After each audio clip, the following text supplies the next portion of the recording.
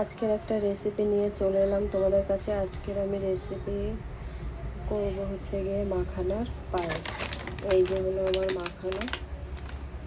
এখানটা আছে আমন্ড বাদাম, এখানে আছে কাজু, এখানে কিশমিশ, বাটার, আর এখানে আছে দুধ। চলো কেমন করে মাখানার পায়েসটা তৈরি হচ্ছে এবার দেখো। প্রথমে কড়া দিয়ে দিলাম, গরম হয়ে গেলে বাটার দেবো। কড়া গরম হয়ে গেছে, এখন আমি বাটার দিয়ে দিলাম।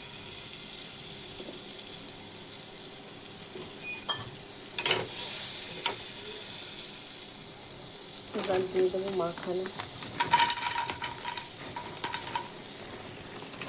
মাখানাটা ভাজা হবে, হালকা টাইপের করে ভেজে নেব।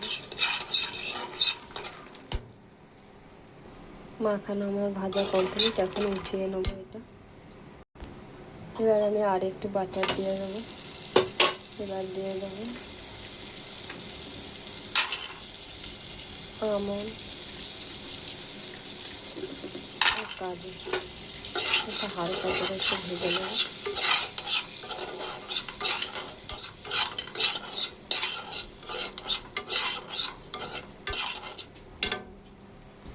আমার হালকা করে ভাজা হয়ে গেছে, এটা এবার আমি উঠিয়ে নেব। এখানটায় আমি বাদামগুলো উঠিয়ে নিয়েছি, এবার আমি ফোড়নে দিয়ে দেবো এলাচ। এবার আমি দিয়ে দেবো দুধ।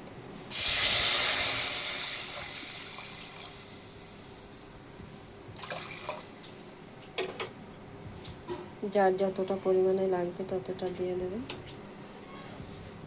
এবার আমি এটা পেস্ট করব, পেস্ট করে গুঁড়ো করে তারপরে পায়েসে দেবো। এবার দিয়ে দেবো কিশমিশটা, তার সাথে ভাঙা কাজু আর আমন্ড।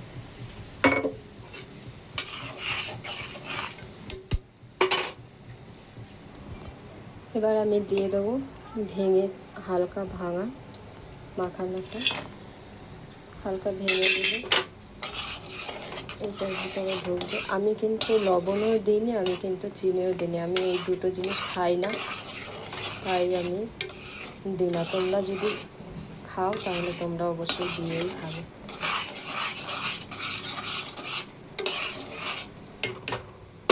এবার হয়ে গেলে একটু পরে উঠিয়ে নেব। মাখানার পায়েস রেডি। এখন আমি উপর দিয়ে একটু ঘি দিয়ে দেবো।